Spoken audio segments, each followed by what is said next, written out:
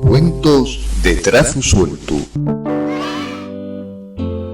Madre, que yaceria. Esto non lo esperaba naide, pero pensándolo bien, tampoco lle tan raro porque la torre del ayuntamiento de Villacollada de los Hartos lle muy alta. De toes formes, creo que naide non creyera que fuera a pasar. Estoy agora mesmo asomado a la ventana de casa y estoy viendo al nuberu esgolau de la pica la torre, xusto en riba al telladín, onde el reloj. El paisano andaba pereí peles nubes, preparando tormentes, rayos y nievaes, cuando quedó enganchado na torre.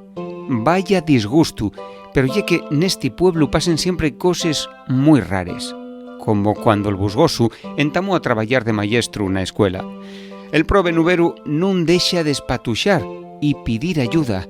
Los vecinos tan alborotaos na cai y creo que ya llamaron a la policía local. Paezme que ya suenen les sirenes de los bomberos. Bueno, con suerte, dentro de unos minutos van liberalu y podrá seguir blincando entre les nubes. Pero que tenga cuidado, non i vaya a pasar otra vez. De xuru que nos lo agradez con una bona boreada.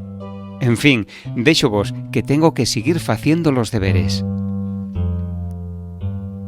¡Ayuda!